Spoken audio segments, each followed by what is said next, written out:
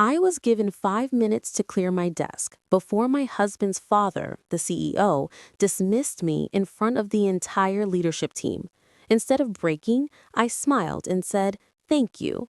One by one, 22 colleagues quietly stood and followed me out. Nia sneered until the legal director turned pale and whispered, "Get the lawyer now." 4 minutes and 30 seconds left, Nicholas announced to the room, his Rolex glinting as he tapped its face. I continued packing my desk drawer, pulling out 6 years' worth of work, project files, team photos, the backup drive containing every system architecture I'd built for Vertex Solutions.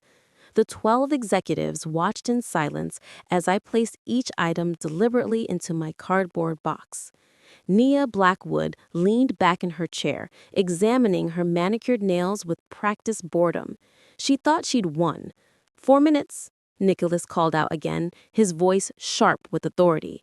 That's when Logan Mitchell stood up from his desk outside the conference room's glass walls, laptop bag already in hand. But I should explain how we got here, how 3 weeks of calculated betrayal led to this moment where my father-in-law counted down my professional execution like a microwave timer. The Sunday dinners at the Harrington estate were performances none of us auditioned for but were forced to attend anyway. The mahogany table stretched endlessly, seating capacity for 20, but holding only 4 souls who'd grown distant over years of polite dysfunction. I arrived that evening carrying my homemade apple pie, the one with the lattice crust that required 2 patient hours of work. Eleanor always requested it specifically, yet somehow managed never to acknowledge who actually baked it, as if dessert simply materialized through household magic, or perhaps staff she pretended didn't exist. Nicholas stood at the table's head, crystal tumbler raised high, the amber whiskey catching light from Eleanor's Viennese chandelier that probably cost more than my annual salary. "Another record quarter for Vertex Solutions," he proclaimed with the confidence of someone who truly believed his own press releases. "We're crushing the competition because I have an eye for talent and know exactly where to position it." His hand came down heavy on Taylor's shoulder, weighted with expectation and the promise of inherited empire. My husband practically glowed under that attention, though his actual contributions to company success consisted primarily of possessing the correct surname and appearing at meetings whose technical content sailed completely over his head. Nobody at that table mentioned the Henderson account I'd personally salvaged just 48 hours earlier, working through the night while Nicholas slept. Nobody acknowledged the Morrison Industries contract I'd rescued by sacrificing 3 consecutive weekends. Nobody cared that while Nicholas attended his monthly country club whiskey tasting, performing his sophisticated routine of detecting oak notes in his own importance, I was rebuilding our entire server infrastructure after a critical system failure that could have cost millions. "You look tired, dear," Eleanor murmured, her fingers decorated with enough diamond weight to fund my entire department's annual budget. "Perhaps you should prioritize better work-life balance. Appearance matters tremendously, especially for women in leadership positions."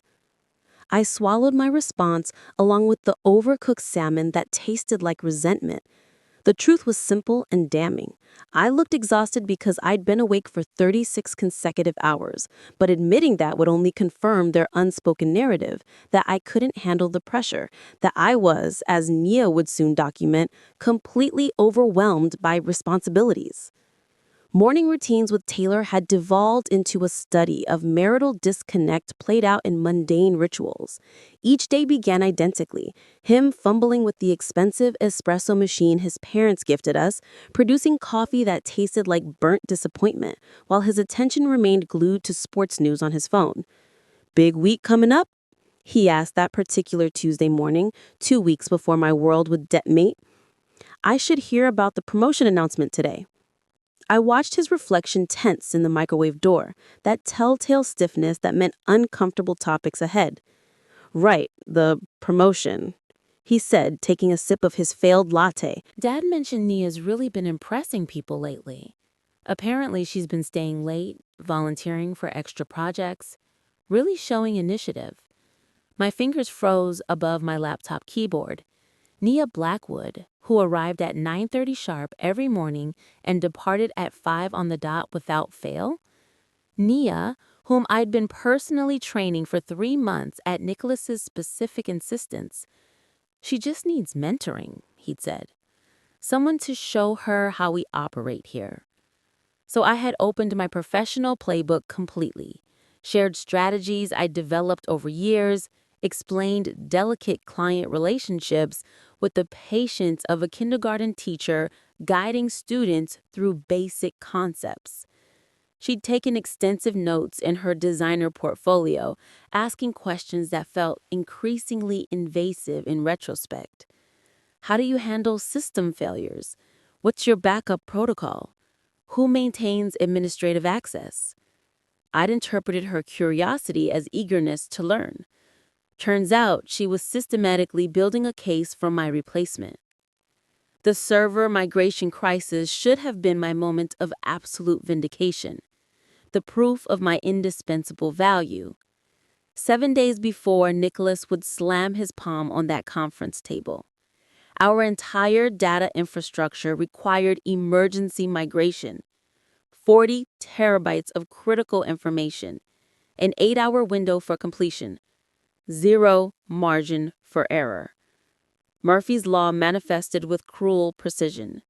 Everything that could malfunction did so simultaneously. Corrupted files appeared out of nowhere, backup systems failed in cascade, a power surge that shouldn't have been physically possible knocked out redundancies. By 10 o'clock that night, I'd activated my emergency protocol, calling in my entire team from their personal lives. Logan arrived first, still wearing the program from his daughter's Emma's dance recital pinned to his shirt pocket. She understood, he said quietly, though I caught him repeatedly checking videos his wife sent from the auditorium, his daughter's performance continuing without him there to witness it. Priya came next, heavy apology in her voice as she called her husband to cancel their anniversary dinner reservation. "I know, I'll make it up to you somehow," she'd said before ending the call and diving into code like she was defusing a nuclear device. Marcus Thompson arrived. Sarah Kim rushed in. The Morrison twins materialized, those two who seemed to communicate through some kind of telepathic programming language. They all came without hesitation or complaint. The conference room transformed into our bunker, progressively littered with laptops, energy drinks, and eventually Chinese takeout that went cold before anyone found time to eat it. "We're like some weird dysfunctional family," Marcus joked at 2 in the morning, attempting to eat lo mein with one hand while typing code with the other. "Yeah, but at least we chose each other," Sarah replied. And something about those particular words felt prophetic in ways I couldn't yet understand. We saved everything that night. Every file, every client relationship, every contract. Nicholas would never know we'd been 3 keystrokes away from losing millions in data and irreplaceable trust. That's what I did best. I solved catastrophes so quietly and efficiently that nobody knew they'd even happened. Then came the email that revealed everything. The misdirected message that exposed the conspiracy. I was reviewing Henderson account files at 11:47 at night, preparing my promotion presentation when it appeared in my inbox. From Nia Blackwood, addressed to me, except it clearly wasn't meant for my eyes. "Nicholas, as we discussed, I've successfully salvaged the Henderson situation. The client expressed thorough satisfaction with my crisis management approach. I believe it's time we discuss departmental restructuring. She seems overwhelmed, arrives looking exhausted most mornings. Perhaps fresh leadership would benefit the entire department." My laptop screen blurred as I read it once, then twice, then 3 times, each reading making the betrayal more concrete. The Henderson situation, the one I'd personally managed while Nia was posting Instagram stories from a wine tasting event. The rescue I'd orchestrated while she slept peacefully. I forwarded to my personal email without conscious thought, some primitive survival instinct kicking in. Then I sat in my home office, still wearing the coffee-stained blouse I'd put on 18 hours earlier, finally understanding with crystal clarity that dedication and competence looked like weakness to people who'd never truly worked for anything in their lives. The morning of my execution started wrong from the first moment. I badged into the building at 6:45, and the security guard, who usually chatted warmly, avoided my eyes completely. The elevator seemed unnaturally quiet, missing its usual morning energy. The 15th floor felt like it was collectively holding its breath, waiting for something terrible. When I reached the conference room to set up my presentation about our department's 340% efficiency increase, Naya was already positioned there, sitting in my seat, the specific chair I'd claimed 3 years ago because it faced away from the glaring morning sun. Her laptop displayed spreadsheets I recognized immediately. My department's confidential budget projections, salary allocations, vendor contracts, 6 years of carefully constructed financial architecture, all on a secured server she shouldn't have possessed any ability to access. "Oh, good morning," she said, artificial sweetness coating each word. "Nicholas asked me to review these before the meeting. You don't mind, do you?" The question wasn't actually a question. We both understood that perfectly. The conference room filled gradually but incorrectly, each arrival confirming my growing suspicion that something orchestrated was unfolding.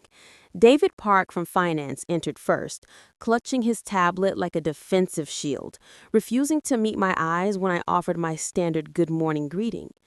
Then came Margaret Lawson, our legal director, who normally radiated unshakable composure, but today kept checking her phone obsessively, gripping her legal pad with knuckles gone white from tension. Even the coffee ritual was wrong.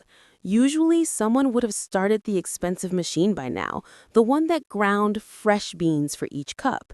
Today, only oppressive silence existed, and the faint smell of nervous sweat barely masked by expensive cologne. I started my presentation anyway, clicking through slides that documented our achievements, our metrics, our victories. My voice maintained steadiness even as I felt the room's energy shifting, darkening, preparing for something I couldn't quite identify yet. As you can clearly see, we've exceeded every quarterly target by significant margins. The door didn't simply open, it exploded inward, the handle cracking against the wall with enough force to leave a visible dent in the drywall. Nicholas stood framed in the doorway, his face that particular shade of crimson that appeared when his blood pressure medication proved insufficient. His Italian suit, normally impeccable, looked disheveled, his tie hung crooked. He crossed the room in 3 aggressive strides, his palm hitting the conference table with enough violent force to make everyone's coffee cups jump. Margaret's actually spilled, brown liquid pooling across her legal pad, but she didn't move to clean it, frozen in place. "You have 5 minutes to clear your desk." The words didn't register properly at first. They existed in the air between us, but my brain actively refused to process their meaning. I stood there, presentation clicker still gripped in my hand, slide 17 still glowing on the screen behind me, displaying a graph of the money I'd personally saved this company. That's when understanding crashed over me like a wave. Why Naya had access to my files, why executives avoided eye contact, why Margaret looked ready to cry or flee or both. This wasn't spontaneous fury. This was planned, choreographed, orchestrated. I had been marked for professional execution, and everyone except me knew it was coming. Naya leaned back in my chair that I'd occupied for years, and I witnessed it clearly then. The slight upturn of her lips, the relaxation in her shoulders, the way she examined her manicure with the satisfaction of someone admiring their own successful handiwork. She believed she'd won something, and we both knew it. But 20 years in technology had taught me something valuable. The moment you think you've won is usually precisely when you're most vulnerable to devastating reversal. David Park's fingers were moving frantically across his calculator with the manic energy of someone watching money evaporate in real time. I recognized that motion instantly. I'd witnessed it during budget crises, contract negotiations, any situation where numbers were about to become catastrophically bad. Margaret had her phone out now, typing with trembling fingers, her face the gray-white color of old newspaper. They understood something Nicholas and Naya didn't comprehend yet. Something about employment contracts and termination clauses, and the extremely expensive legal difference between firing someone privately versus publicly humiliating them in front of a room full of witnesses who could testify in court. I set down the presentation clicker with deliberate, controlled calm. My grandmother's voice echoed in my memory. She'd survived the Great Depression, raised 6 children alone after my grandfather died young, never let anyone see her buckle under pressure. When they expect you to break, she told me once, while peeling potatoes with hands that never trembled, that's when you stand straightest and show them what you're made of. Thank you. The words emerged clear, even genuine, because in that specific moment, I felt something completely unexpected. Relief. 6 years of pretending Taylor's family accepted me.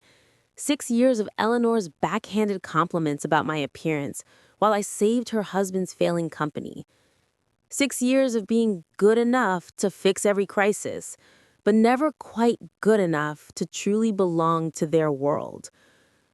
Nicholas's jaw went completely slack. He'd anticipated tears, pleading, anger, anything but sincere gratitude for being fired. Behind him, I observed several executives exchange meaningful glances. Someone's pen rolled off the table and hit the floor with a sound like a gunshot. In the heavy silence, I began packing with the methodical precision I typically used for system architectures. Each movement deliberate and controlled. Each item was lifted, briefly examined, then placed carefully into the cardboard box that had materialized from somewhere. The backup drive went in first, containing every system I'd built, then project files, team photographs, my chipped coffee mug. 1 minute, Nicholas announced, but his voice had lost its sharp edge. Confusion was steadily creeping in, the first visible crack in his absolute certainty. Through the glass walls, motion caught my peripheral vision. Logan Mitchell was standing at his desk, laptop bag already positioned over his shoulder. He wasn't packing frantically. He was already packed, prepared, ready. Then Priya stood up from her workstation. Then Marcus rose. One by one, like a slow wave building unstoppable strength, my entire team began rising from their desks throughout the office floor. Nicholas turned to see what had captured my attention, and his face transitioned from crimson to chalk white so rapidly I genuinely thought he might faint. Nia's expression shifted through stages, triumph to confusion to something approaching real panic. "Time's up," Nicholas said, but it emerged sounding like a question rather than a command. I picked up my box, its weight both familiar and strange simultaneously. 6 years reduced to what I could physically carry in my arms. As I walked toward the door, 2 security guards appeared, following standard termination protocol. Tom and Derek mumbled apologetically. I'd brought them coffee during late-night security lockdowns, knew their children's names and birthdays. "I'm sorry about this," Tom whispered as we walked. "Don't be," I told him honestly. "You're just doing your job." We walked through the cubicle farm toward the elevators, and that's when the symphony began.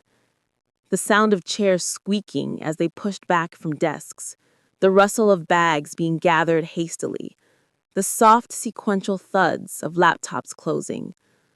Logan fell into step beside me first, then Priya, her heels clicking a determined rhythm on tile floors.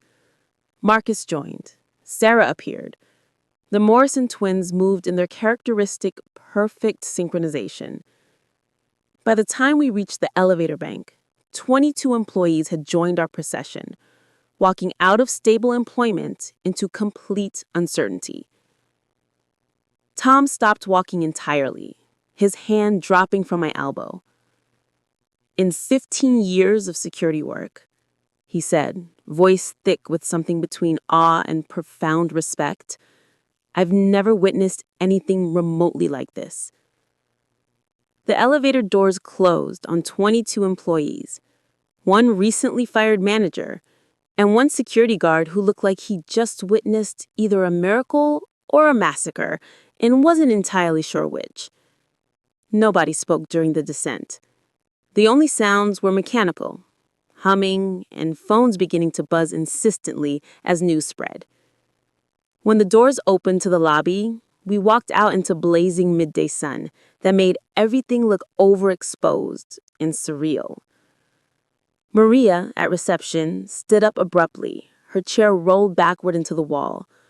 Gerald, the maintenance supervisor, stopped mopping and watched us file past in stunned silence. Someone started a slow clap from the loading dock area. I couldn't identify who, but then others joined until the sound echoed off parking garage walls like thunder. "This is absolutely insane," Priya whispered beside me, her voice mixed with disbelief and exhilaration. "This is justice," Logan corrected quietly, shifting his laptop bag. We stood in the parking lot, 23 people blinking in harsh light, phones buzzing like angry wasps, understanding that something irreversible and profound had just occurred. Before any of us fully comprehended it, we'd started a revolution with nothing but our dignity and our refusal to accept humiliation as the price of employment.